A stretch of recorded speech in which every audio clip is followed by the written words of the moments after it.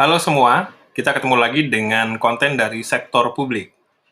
Kali ini kita akan membahas tentang rancangan teknokratik RPJMD atau Rantek RPJMD. Ini kelanjutan dari video sebelumnya tentang RPJMD Kabupaten Kota. Kita tahu bahwa kalau tidak ada aral melintang, Pilkada akan dilaksanakan pada 9 Desember 2020. Nah, kita kaitkan dengan RPJMD, maka ini menjadi bahan awal sebelum nanti pemerintah kabupaten atau kota menyusun rancangan awal RPJMD. Pertama, kita akan membahas kenapa kita perlu rantek.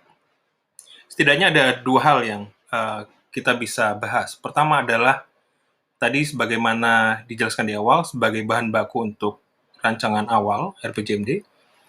Kemudian yang kedua, ini yang tidak ada di regulasi Permendagri 86, bahwa calon kepala daerah itu perlu menyusun visi dan misi. Misalnya ada 3 pasangan calon, nah mereka semua perlu menyusun visi misi, salah satunya akan terpilih. Rantek ini bisa menjadi bahan masukan bagi mereka untuk menyusun visi dan misi tersebut, yang nanti akan dituangkan pada saat menyusun Ranwal.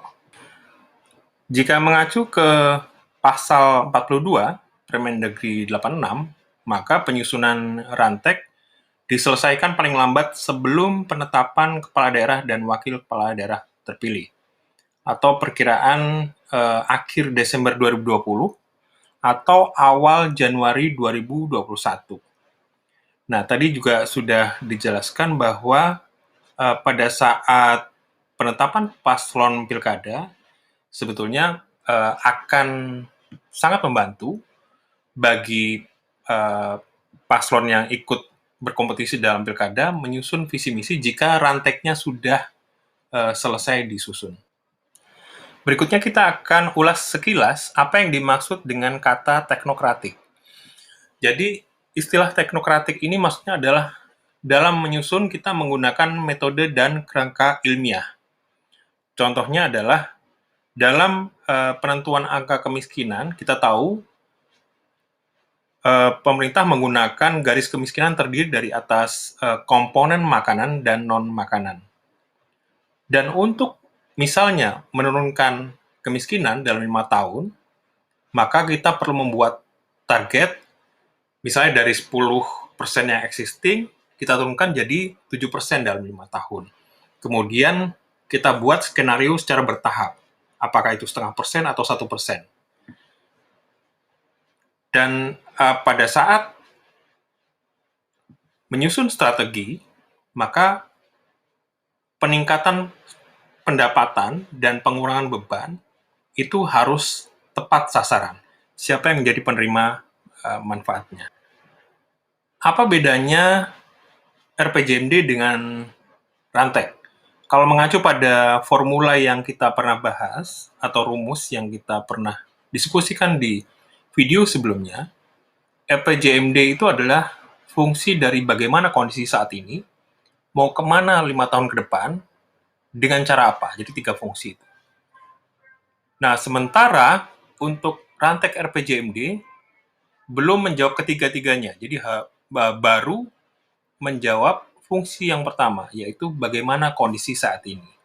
Detailnya nanti akan kita bahas selanjutnya. Nah, tampilan ini adalah bangunan RPJMD yang kita pernah bahas di video sebelumnya. Ini untuk mengulas sebentar saja untuk menunjukkan bahwa Rantek itu adalah salah satu pondasi dari RPJMD secara komprehensif.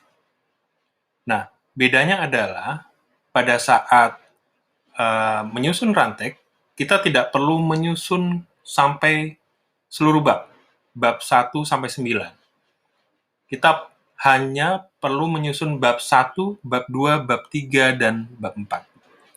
Nah, untuk bab 1 kita akan lompatin dulu. Nanti di video selanjutnya kita akan bahas lebih detail per bab.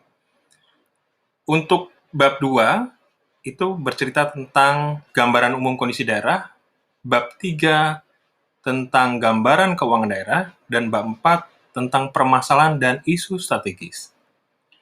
Nah, tentunya karena ini baru sampai bab 4, ada banyak hal yang nanti baru akan kita selesaikan di Ranwal RPJMD. Jadi misalnya bagaimana visi misi kepala daerah yang terpilih, tujuan dan sasaran, kemudian KLHS, kerangka pendanaan, itu nanti baru kita akan selesaikan pada saat menyusun Ranwal.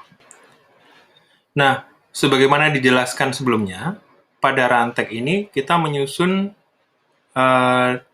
mulai bab 2 sampai bab 4. Ini khusus untuk ketiga bab ini, saya tandai dengan warna kuning. Untuk bab 2 dan bab 4, sengaja saya taruh posisinya sangat dekat, karena masalah dan isu strategis di bab 4 itu dihasilkan dari penyajian data di bab 2. Contoh, misalnya masalah dan isu strategis kemiskinan itu dihasilkan dari data angka kemiskinan di bab 2. Contohnya angka kemiskinan yang sulit turun. Ketika dibandingkan dengan rata-rata nasional dan provinsi, ternyata jauh lebih parah. Nah, khusus untuk bab 3, nanti akan jadi bahan untuk dikaitkan dengan bab 7 pada saat menyusun Ranwal RPJMD. Bab 7 itu tentang kerangka pendanaan. Nah, kita akan bahas tentang bab 2. Jadi bab 2 ini setidaknya ada 3 hal yang dibahas. Pertama adalah kondisi geografi dan demografi, kemudian indikator capaian kinerja penyelenggaraan pemerintah daerah, kemudian capaian standar pelayanan minimal dan indeks pembangunan masyarakat selama 5 tahun terakhir. Kemudian yang terakhir adalah basis data provinsi yang mencakup data kabupaten kota sewilayah provinsi. Basis data kabupaten kota mencakup kecamatan dan desa atau kelurahan.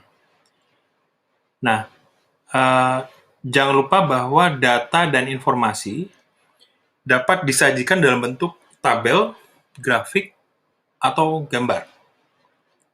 Cantumkan sumber dan tahun data untuk validasi dan keabsahannya. Analisis atau interpretasi data dan informasi untuk identifikasi masalah, gejala dengan membandingkan pada nasional, regional, atau internasional. Kemudian untuk bab 3, ada 3 hal, yaitu penjelasan tentang realisasi dan proyeksi keuangan daerah dalam 5 tahun terakhir atau minimal 3 tahun. Kemudian proyeksi kemampuan pendanaan program jangka menengah untuk mencapai visi, misi, dan program kepala daerah. Cakupan pendapatan daerah, pajak, retribusi daerah, dana perimbangan, dan sumber pendapatan daerah yang lain. Neraca daerah juga perlu diungkapkan, pembiayaan daerah. Jadi kita bisa tahu bagaimana kekayaan dan aset daerah, termasuk kewajiban dan ekuitasnya. Nah, yang ketiga adalah kebijakan pengelolaan keuangan daerah. Kemudian pastikan data dan informasi yang digunakan adalah data yang sudah diaudit oleh BPK. Jangan lupa ada perubahan struktur belanja sesuai PP 12 tahun 2019. Sudah tidak ada lagi belanja langsung dan belanja tidak langsung. Digantikan dengan belanja modal, kemudian belanja tidak terduga, belanja operasi, dan belanja transfer.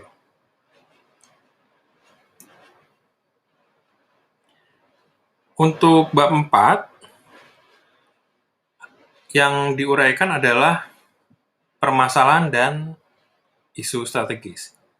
Jadi tadi sudah disinggung bahwa untuk permasalahan itu diturunkan dari data yang disajikan di bab 2. Misalnya tadi adalah isu kemiskinan. Dan itu nanti dikaitkan juga dengan isu strategisnya juga harus muncul konsisten. Misalnya bahwa kemiskinan itu berdampak pada banyak hal.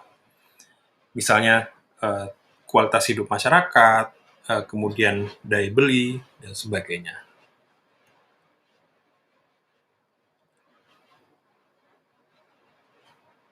Nah, terakhir kita akan bahas tentang 3 tips untuk menyusun rantek.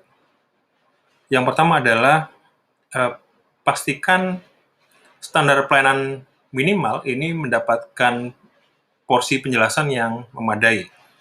Karena ini adalah mekanisme untuk sinkronisasi dengan prioritas nasional.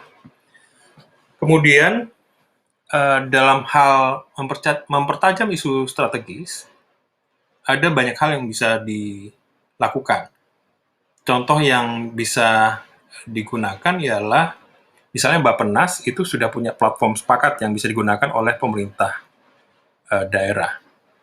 Misalnya kita bisa lihat di analisis sepakat bahwa dampak pertumbuhan, misalnya sebuah daerah pertumbuhan ekonominya 5%.